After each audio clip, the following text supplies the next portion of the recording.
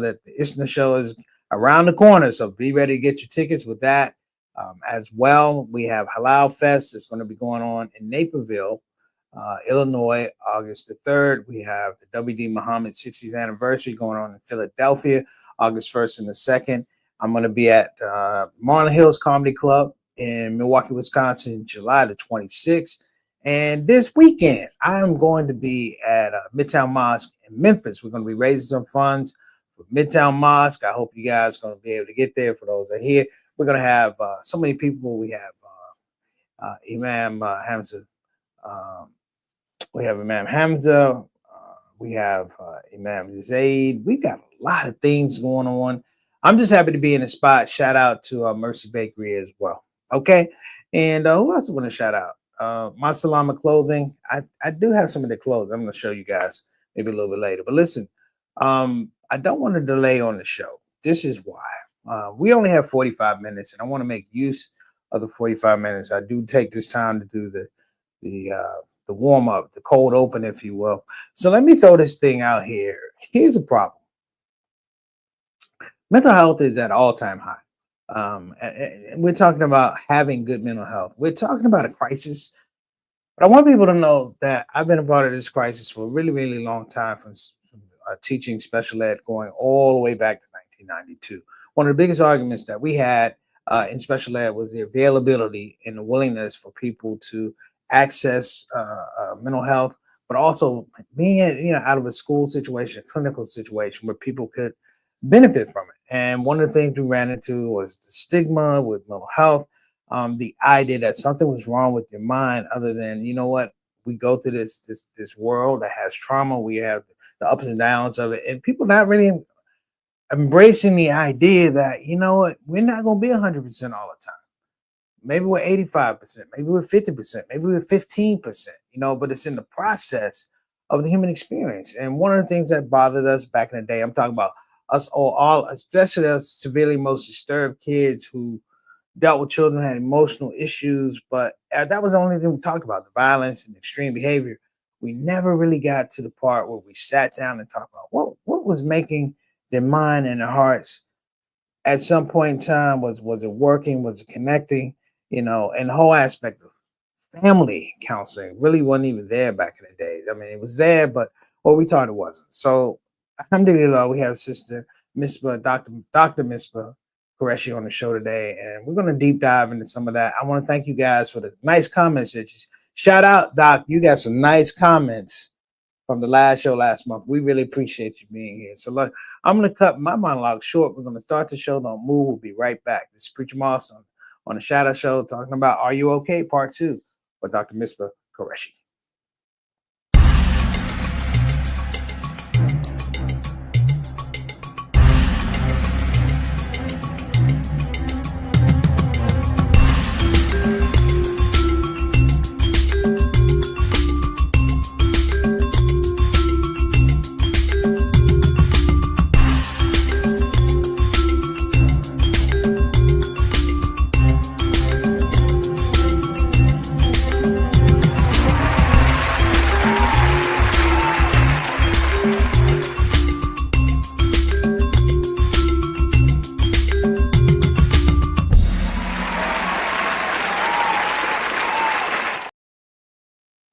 Okay, we're back on the set. I want to make sure we shout out our Shout Out Show family, the elites, if you will.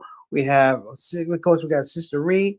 How you doing, Ree? Assalamu alaikum wa rahmatullahi wa barakatuh. Peace and blessing to you, your family. Derek, Jawan, thank you so much for joining us. My main man, Altaf Rashid from Toronto. Wa alaikum assalam wa rahmatullahi wa barakatuh. One of our day ones. We call him Mr. 6 o'clock, straight up, straight down. Canadian envoy to the show with no terrorists. Thank you so much for coming. Also, wa alaikum assalam wa rahmatullahi wa barakatuh to my little brother, JT. Thank you so much. Great conversation we had on Sunday, man. We got to pick that up. Just so you guys know, we talk every Sunday for about an hour and a half while I'm working out. Thank you so much for that insight that you shared, man. And I look forward to talking to you. Always much love to you, my dear brother. Also want to give a shout out, of course, to Sister Satana Whitfield, the executive producer on the show, the Shout Out Show. Without her, this thing is possible. This is not possible. See these hands right here? If she's not on the show, we can't work them. She makes this whole thing happen. Want to give a shout out to my man Bilal Salahuddin and his lovely wife, Sister Sonia Dr. Salahuddin. Wa alaikum assalam rahmatullahi wa barakatuh. Who gave his wife gave a very nice compliment to his sister Mitzvah. So I just want to make sure you know. On top of that, we got some people. I think we got one or two people Instagram land. Let me throw them out. Bilal, I already shouted you out. Anwar Saeed 99, thank you so much. All right, Bilal is on the spot. And Acres of Diamond. Acres of Diamond, man. Jihad in Philadelphia. What's going on, beloved? Assalamu alaikum warahmatullahi wabarakatuh, man. He's one of the day ones for Allah Made Me Funny. Our first show in Philadelphia. He brought us to the show, man. And we've been friends ever since. Peace and blessings to you, your family, my dear beloved brother. Will I see you in Philadelphia next month? I hope I do. Okay. And we got Bilal Coppola. Okay, Bilal Coppola, we appreciate you. Thanks so much.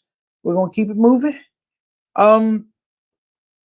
I introduced the show last week to the show. Not last week, but last month. And honestly, I mean, I thought she was gonna do a fabulous job. Surpassed what I was thinking. Because when the show was over, it left me thinking. And when I say left me thinking, it's like, there's so many holes that we leave unfilled. There's so many things thoughts that are incomplete, if you will, in the space where we talk about mental health. And I was like, I started thinking about, just in the entertainment field, just how unhealthy the mental health field and the mental health situation is in the entertainment field. How many comedians I know suffer from depression? How many singers I know have done self-harm and things like that? The drug use, things like that.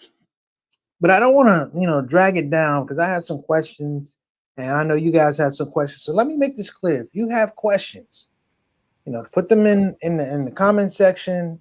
Put them in the comment section. I will try to monitor the Instagram session as much as I can. This is an informative session. After this, I'm turning the show over to my dear sister, Dr. Qureshi. Welcome back to the Shout Out Show. How are you doing? Assalamu alaikum, Preacher Moss. I am doing well, alhamdulillah. How are you? Well, I know it's not therapeutic, but Allah's God, keep it simple. Maybe it's spiritual. It is. The power of words, the power of alhamdulillah, goes very, very deep with us as the Muslim community. And just a little backstory. My dad, may his soul rest in peace. He was a very, very hopeful man. And he used to have alhamdulillah on his tongue all the time. So after his passing, I actually named Umeed Center in honoring him and my mom. So Umeed Center means hope. And alhamdulillah to me is all about hope. So yes, we are we are happy to have you on the show. You did a fantastic job. You did a fantastic job. We hope we can have you back next month too. But let me just listen. We'll work something out. I don't want to take away from your once a month where it becomes me and you. I'm good. Right? No, we're on 4 times a week, so we're good. We can give you this spot. Listen, I had a lot of conversation with people who were after you came on. We began to talk about this whole stigma of pursuing mental health therapy and options. Guys my age, when we were younger, this is just what you didn't do. Somebody would have a mental health crisis and you just didn't see them for like 2-3 months. They go to St. Elizabeth's Mental Health Center, then they come back and you're like, hey, hopefully they were fixed. We realize, especially with our generation that have children, we realize, man, that for 20-30 years this thing has not been properly applied. Me as a teacher, I can't tell you how many times every kid in my room had a psychologist attached to their IEP. but we never saw the Mm-hmm. psychologist. You can never bring that up with a family because you think my child's crazy. And you'd be like, well, yeah, but it was different. The crazy, we talked about the behavior. That's the physical thing, but we never really got to, the mental aspect of what these kids are going through. Sadly enough, I feel like we've returned to that the Mm-hmm. cuts with this big, beautiful bill and things like that, they're not talking about the damage to mental health services that schools need, that schools have been Mm-hmm. providing for years, even on a shoestring budget. Now it's not there.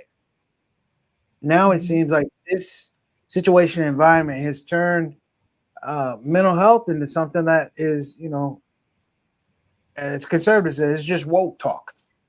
Can you talk about that?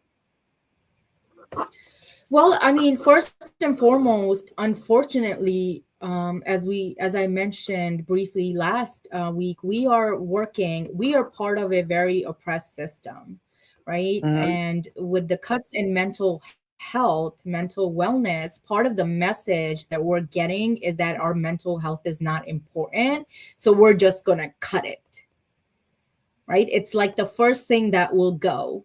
And even currently, with the system that's in place with insurance companies, some of them have limitations on how many sessions you can have. So I think one of the biggest disconnect is not having the right people, such as myself, in these systems of care, making these decisions that can actually speak to the needs of individuals and families in the trenches. We need experts that are actually doing this work to be in those positions, so we can say 5 IAP sessions are not enough, right? Right. And this also ties back to bereavement, right? Employers have these PTO guidelines where they give you 3 days to bereave. You have like 3 bereavement days. If you're lucky, you may have 5. Please help Right. me understand. How are you going to get back to work in 3 to 5 days? Well, it's almost It like took the old me days, 3 months to right? even get myself. No, It took you me said. 3 months to even think about getting back into the workforce after my father had passed away. 3 Mhm. months. No, I mean, And I'm, so I'm I honest. think I'm part of honest with what you're myself. talking about, preacher. Yeah, I'm honest with myself. I know, and I want you to run with this. I'm honest. My father passed away. I'll be the first one to tell you I didn't handle it well. Uh, it was just like, it was like your dad talking to you in the 60s and 70s. Men don't cry unless something happens to your mama, your grandmama. Soldier on, and that was what, all of a sudden with all this stuff is like, that's what your dad told you to do. That's what you did. That's what you saw. The idea of Mhm. you saying, look, 3 months before I even got back to work, I'm like, I don't remember taking off. I remember Mhm. remember doing shows and didn't want to be there. Um, what is the hesitation culturally with the Muslim community? I know the African American Muslim community, Latino community, people who are oppressed seem to have a reticence to really embrace mental health. What is that? Why? Well, I think, I mean, there's a lot of different layers of things, right? I mean, I think the first thing is that we are looking at lack of education. So what we're looking at is just not having the knowledge. We just don't know. We don't know what depression looks like. We don't know what anxiety looks like. And even if you're experiencing it, you don't know it's depression or anxiety. So, one of the first things you need to do is learn about it, which is why information and psychoeducation is so important. And I think one of the pluses of social media is the dissemination of information. So, the first is you just don't know. Okay. The second is intergenerational patterns of how people are dealing with illness. So if we haven't dealt with it, we don't talk about it, we don't know it, then you're teaching your children the same thing like your dad taught you. Because you have to be able to pour into yourself to understand something, to be able to coach and role model that to the next generation. Okay.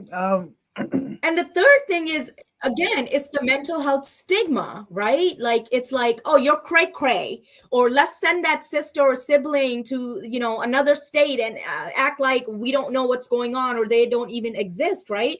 So there's a lot of shame around it. Well, people don't hesitate. Mm-hmm. When you go to the doctors, right? Let's say you go to the doctors and the doctor says you have diabetes. You don't come home and hesitate to tell your family members and your friends, hey, by the way, I just got diagnosed with diabetes. Right. But you know what? I mean,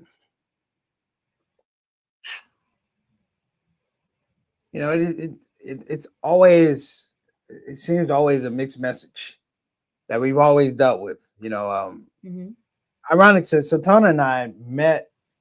We didn't meet in Philadelphia. We had a sit down conversation in Philadelphia at a symposium for Black psychology, and the issue was they were showing clips of Fences where Denzel Washington is talking to his son, and he was rough on his son. Now, I didn't see anything different wrong with it because I've been there, but the name of the topic of the session was, toxic masculinity. I'm like, wait, I didn't understand,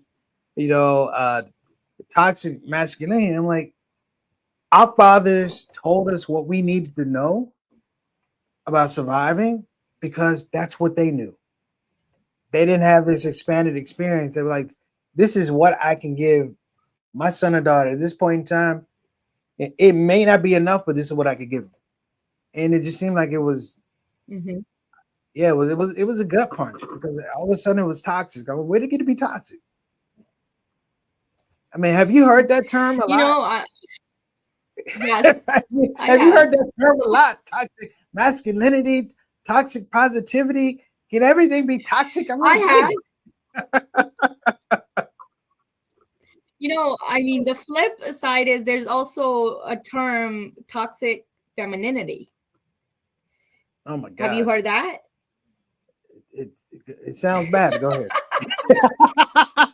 Okay, so let me deconstruct that. Let me deconstruct that for you, okay? Because you are saying so much, okay? So in simplest terms, what we have to come down to, when we talk about masculinity and femininity, right? We are discussing those as social constructs that have been developed, that we learn what it means to be a man or a woman. And those concepts are designed in a way where, I think when we look at gender dynamics and gender roles, right, we do have to embrace some of them, depending on what's your cultural background, what does your religion say, how do you move, what are your values, your perspectives. Absolutely. But I think it becomes toxic when it doesn't do you any justice. When you're using it to manipulate situations, when you're using it to as a form of entitlement. So an example of toxic masculinity, like for me, would be justifying 4 marriages in Islam as a man. Okay. Or toxic femininity. This is what you're singing a lot. And, the male clients that I work with, they come in and they say, we have these women, let's just say they're going through the formal process of a arranged marriage, getting to know someone. They're like, we're having these conversations and these women are saying, I'm going to work, but I'm keeping all my money, but I need you to buy me a Benz. Okay. Well, that should get the Are comment section going. Yeah, I said that should get the comment section going. I guess my thing is, are you following what I'm saying? I'm following it. So it's like I you're using yeah. Islam as a way to your benefit, but that's not what Islam preaches, right? So this is It's, just one aspect of it. I mean, other religions and other cultures have other things, right? So I'm only speaking from it from a perspective of a Muslim woman.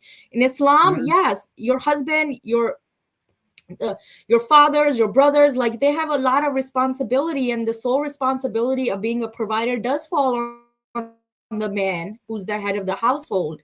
Yet what it doesn't take into consideration when you come out and say, hey, by the way, I'm gonna work, but you're gonna have to pay all the bills. I'm keeping all my money, and you're buying me a Benz too. Like, how does that work in this society at this moment? Are we looking at inflation? Are we looking um, at the fact that you cannot sustain a household with one single income anymore? I Are mean, I you don't. looking at what your financial resources are? Does that frame like, I don't want to say mental, but just like incompetence? Like some people are that you're saying that it's like people don't understand their situation or their position in life, and they keep. It's like, listen, I don't gamble, but if you go to Vegas, they got a $20 table if you want to gamble in cards, right? Then they have $100 table Mhm. if you want to gamble in cards, right? You can't take your $20 and go over to the $100 table and go, give me chips. It's $100. But some people are thinking, I'm worth, somebody's going to give me 80 more dollars so I can gamble. And it does not work like that. And it seems like more and more people have tied into it, and maybe the conversation needs to be broader, you know, even in our religious communities, there's this weird elasticity that's happening that's allowing for things that were standard. We just didn't do that. You know what I mean? Mhm. So I mean, what is that? Like Mhm. I look at churches and this maybe evangelicals who bend the rules. They it's always been this way, but I'm going to go that way because it gives me what I want to, or that's just the popular way to do it. Islam has the Mhm. identity problem that we're not flexible. And it's not that we're not flexible, but Mhm. we have things that have been in place for a bunch of years. These are the rules. These are rudiments of what it is. This is the rubric of our behavior. But society has created, maybe you can speak to this, something that's really, really unhealthy, whereby we begin to question, these rules, these foundations, if you will. What do you think Yeah, about I that? mean, society has created a lot of things. That's what we call classism, racism, sexism. There's so many different layers of oppression and systems in place where people are raised in a society where they're learning entitlement. They're benefiting from privilege, right? But Right. and there's another piece to it. It's the trauma piece, the relational trauma, like depending on what family you come from and the messages that they've passed on in how you see yourself in relationship to the world, which is why your lived experiences as a human is defined by where you live, who you live with, what resources you have, what are your protective factors, what are your risk factors, the micro and macro levels of our community. Like we are shaped by our environment. So when you are around individuals who are passing intergenerational traumas and distortion and manipulation as behaviors, you're gonna feel like the world owes you something. And that's what we call destructive entitlement. Hmm. Can you expand There's on so many destructive? different things. Layers of what? I just want to hear you expand on destructive entitlement. That sounds very interesting, very profound.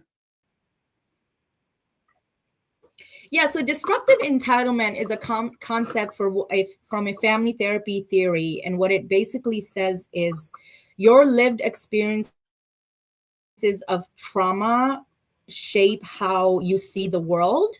And individuals that have experienced unfairness in their family of origin or in life, in relationships, you operate from a place of where you think the world owes you something. So it's destructive entitlement. So your trauma in relationships, right? Past relationship impact how you show up in future relationships. Think the other person owes you something. That's what destructive entitlement is. And I hope I explained that right. And I hope somebody's watching from Drexel and going, yeah, Dr. Qureshi, we did good. I'm just shaking my head. Yeah, it sounds good. But let me What do throw you this. wonder? No, I do understand it. I do understand it. So it's kind of, I'll give you an example, right?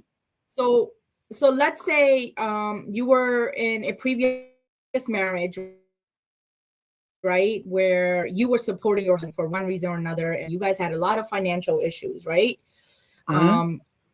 So that ended up separating and divorce, etc. And a few years later, you go into another, you decide you want to get remarried. But in that marriage, you go into, you're operating from a place of economic trauma, right? Where your expectation of your future husband is like, no, I'm not giving you any of my money. You owe me. It's almost as if you're having your future relationships, people in your life having to pay for the injustice or the unfairness that happened in your previous relationships. That's what destructive entitlement is. Okay. Like someone else has to pay the cost of the trauma that happened to you. But there's a lot of that. There's a lot of that. It almost, we didn't talk about it last time, but something that's which is why therapy is really important. I wanted to get to this one. I don't even know. We might get a commercial break in or not, but I really wanted to talk to you about something that's really happening in our community. I deal with a young man, Danish, brother Danish Quresh, Danish Qasim. He has a website called Shakes in Sheep's Clothing. And something that's really happening, it's troubling, we're not really talking about it, is the growing presence of spiritual abuse. Mm-hmm. And we hear about it. It's real scant, but it just seems to be growing. I mean, do you deal with that in your practice? Can you elaborate on his definition of spiritual abuse? It's almost like people are groomed under the auspices. Like, is religion? Yes. Like, religion is the enticement to groom people and put them in a situation whereby they are subjects of abuse. You may have a teacher at a madrasa who teaches the kids, grooms them, tells them, somewhere along the line it gets away from the religious pedagogy and it becomes personalized, so that I can now have a pathway to manipulate you. It could be money, it could be physical, it could be, you see what I'm saying? Okay. So, that's growing a lot. Yeah. We've and seen sexual. Sexual. We've seen it prevalent. I have a friend, who pretty much lost everything for pursuing people or calling out people who supported pedophilia in the masjid. And so it seems like a when we talk about thing. Sadly, these things are very, very common, and it does not discriminate on what religious institute it is. Whether it's Islam, whether it's Christianity, of course, Catholicism has many, many things that come up, right? And I think what I would say to that is, I think that sadly we need to understand that as humans we also are sexual creatures. Okay. And because we don't talk about, and we're just talking about sexual trauma here, right? But because we don't talk about certain things, um, kids, people don't learn about them. And when it happens to them, they're not able to go to anybody and talk about it either. So part of the work that needs to be done is acknowledging that everyone is a human, everyone has desires, and it's sad to say that we live in a world where that person, let's just say whoever that religious person is, has had these experiences themselves. So one of the things that you will see with abuse and trauma is that it doesn't come out of nowhere. The person who abuses has also been abused. So whether it's Mhm. physical abuse, emotional abuse, verbal abuse, sexual abuse, they have experienced it most likely than not, which is what makes it okay for them to continue that behavior. Mm. Well, I mean, I feel like, And that is how they have learned. I mean, I've dealt And with I'm not it in, excusing and I'm not explaining. It's wrong. no, I've dealt with it in education spaces. You know, being an outreach worker, youth counseling, teaching, classroom teacher. You know, we built. You know, we dealt with that, and you know, again, I grew up in a space where we kind of didn't talk about it, or if you don't talk about it, it didn't happen. You know, but this is in this era. I see where there's this spiritual damage. You know, the Muslim community did have a small Mhm. sort of like Muslim Me Too thing going on for a minute, and then it went away. But you know, you begin to see in it's the brand of Islam. It's become weakened in some regards. It's strong, but for a lot of people, it's weak. It's not as appealing. It doesn't promote the protection that when I became Muslim, it Mhm. had that protection. You know what I mean? Mhm. So I guess my question is, Yeah, I think a lot of it has to do with exposure. how do we remedy that? Go ahead. And if you, I said, how do we remedy that? I mean, do you have some suggestions of how we could really? Because I'm talking about it because I still see it as it has large prevalence and looms large. How can we come up with some kind of game plan? Mhm. Everybody's not going to be able to come to your office. What can families look out for? What can individuals look out for? Yeah, I think it goes back to the basis of abuse, right? Understanding abuse and naming abuse. So if we're talking about Mhm. spiritual abuse or in the context of these things happening in religious institutes, right? We need to name abuse what it is. The same way when we think about domestic violence, right? People automatically go to physical abuse and they're like, well, he or she didn't put their hands on me, so it's okay. No, but there's verbal abuse, emotional abuse, right? There's financial abuse. So what families need to do, and parents specifically and adults, including teachers, obviously, Mhm. you need to provide psychoeducation on what that looks like so that kids can name it and they know it.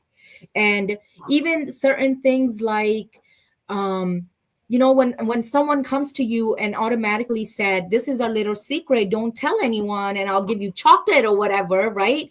That should be a red flag right there, that what's about to happen or is happening is not okay. So the first piece is the psychoeducation. The second piece is developing a closer relationship with, and I'm talking in the context of children. I think the children are the most vulnerable, right? right? When you're talking about grooming, it usually starts with a younger child, and it, takes its course over years.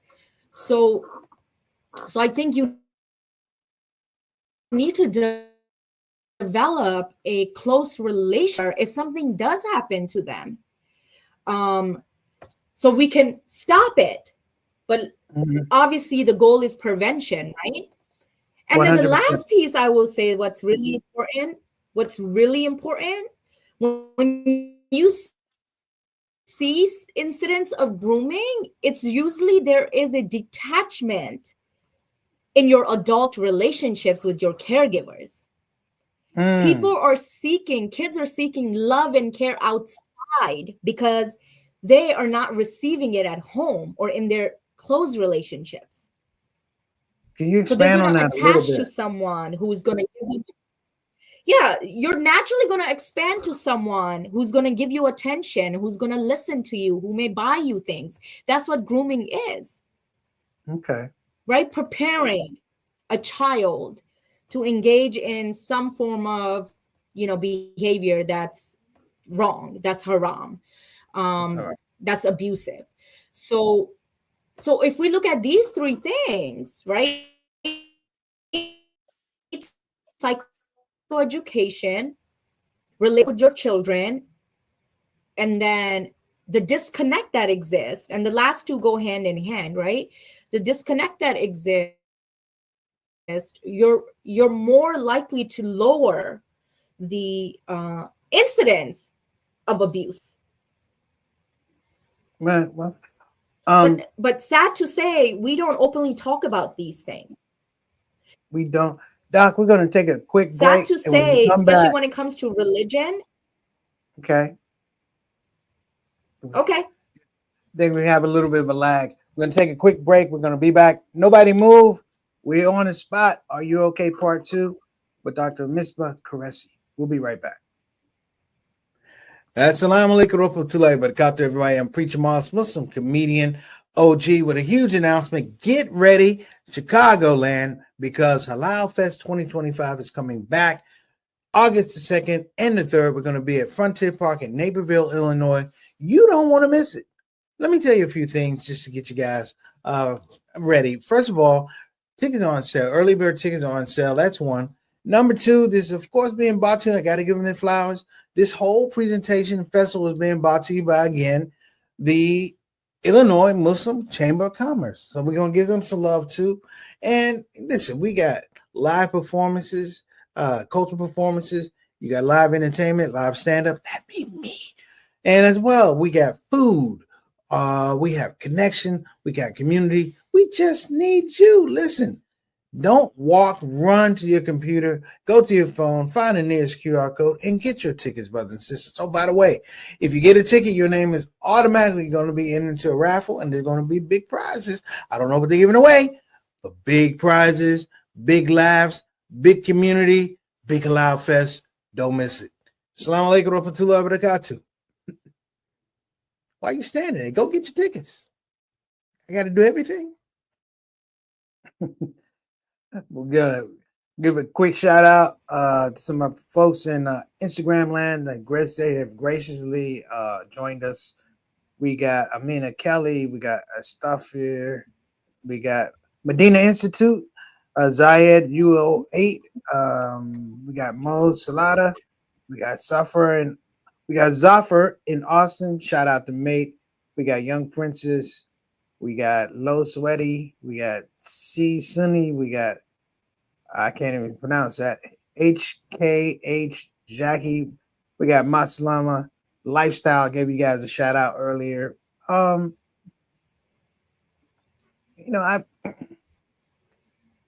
here are my concerns. Can I give you my concerns and then get out of the way, Sister Dr. Mitchell? Okay, yeah. I will try to address your concerns the best way that I can. And I'm going to get out the way. Mm-hmm. I look out and I see the world, and I see the things around the world that are traumatizing children, traumatizing adults, desensitizing people. I mean, I go to McDonald's and I stopped going to McDonald's because I kept thinking I was hearing explosions because they continue to contribute to genocide. I have these things, and I'm like, we're so we're constantly bombarded with hopelessness, constantly bombarded with violence, oppression, iniquity, and if you're not careful, you don't see a light at the end of the tunnel. Mm-hmm. Alhamdulillah, I can pray 5 times a day. That's my part. I can go out creatively, do things. I can go out protest. This has never been a thing of I didn't want justice and I wasn't willing to fight for justice. But there's so much out there in the context of things that literally break and confuse the souls of people. And that's on the spiritual side. And I'm like, I don't even know if we can get to the mental health side of it because people are literally, I just saw a report, kids in Gaza have high, kids 5, 6, 8 years old have high suicide rates. Not that they're suicidal, but they're wondering, my mom and dad and my brother and sister are not here. Why did they take me with them? I want to be with them. These are the realities that you're seeing. These are generations of children who have done nothing other than be children. How do we deal with that type of trauma that we deal with on the regular? Well, first and foremost, the suicide rate for kids is higher because they are suicidal. Bullying has increased. I believe last session we talked a little bit about cyberbullying. So suicide, sad to say, suicide rates have increased in young children who don't even know the meaning of life yet, right? And then I think the bigger picture around this is when you're talking about the aspect of spirituality. So for me, I think our mental health and our spirituality go hand in hand. So I recently did a series on I Choose Us where we talked about the 8 dimensions of wellness. So and spirituality and religion is one dimension of wellness under mental health. And there's 7 other ones, right? So it's great to hear that you have your spirituality, your religious, your faith is very strong because that's allowing you to move forward and deal with the ins and outs and all the traumas that are happening in this world. Like you're able to show up the best way that you can, right? So for me, I think what's important here is that think about what your purpose is. Think about what is it that you need to continue to, unfortunately, live in a world right now where it is disastrous. You have to pour into yourself. If you don't pour into yourself and take care of your different dimensions of wellness, you're not going to be able to show up in the world to make a difference. So again, last session, I talked about how when everything started with Gaza, I had clients that dropped out of therapy. They're like, Dr. Q, I can't talk about my issues when all of this is going on. And there are times where my own personal life, interpersonal life is going left field and I have to show up for people. So what do? I take care of myself. So what does self-care look like? So yes, prayers, right? Eating right, exercising, right? If you're dealing with anxiety and depression, get help. There's so many different ways for you to be better. And you do have to prioritize your wellness. And I think one of the things that we do is we, as humans, we put our mental health on the back burner. We do, but what people don't know or don't understand is that your mental wellness impacts your physical health, your psychological health, your spiritual health, right?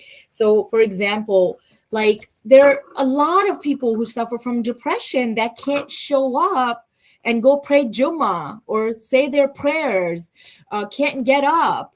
and do the things that they need to do. So it's all interconnected. So you got to see it as interconnected. So your spiritual, your emotional, your physical. There's 8 different dimensions, and I would love for everybody to check that out. It's on my events. All the recordings have happened, so you can follow me and go back and check out those 2 episodes to really understand what we need to do to be better. And I think when you're working on yourself and you're healthy, you're going to be able to break intergenerational patterns because you're not going to be repeating trauma.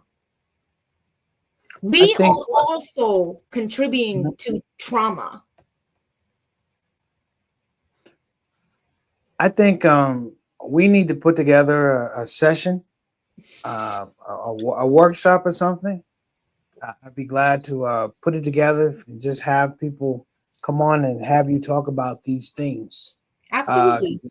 Because they're just paramount to mental health, good spiritual health, family wellness, mental wellness, communal wellness. All these things are very, very important. Mm-hmm. We have hit 45 minutes and we went 2 minutes over, but I'm going to suggest, one, we would love to have you back. This is vitally important for a lot of people that are watching the show. We've had a lot of people tune in. I actually had somebody ask about maybe doing some sessions with you. So nice. David, I did give me a number just so you know.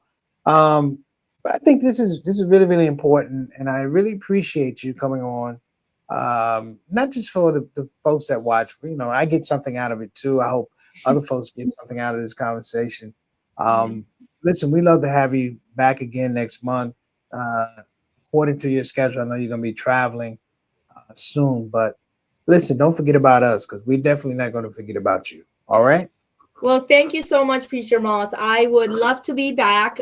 Me and you can talk about dates. And again, this is one form of disseminating information. So when you ask, like, what can we do? This is one thing we can do to let people know, come, please work on yourself. I appreciate you.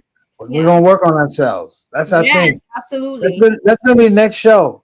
It's going to be work on yourself with Dr. Misbah Qureshi. Listen, thank you so much for having me. You. May Allah continue to bless you, increase you in this life and the next, as well as your family. Thank you so much, everybody, for tuning in. Assalamu alaikum wa rahmatullahi wa barakatuh. See you soon. Appreciate you, Preacher Moss. On behalf of my EP, Sister Susanna Whitfield. We'll see you next week, inshallah. Thank you again.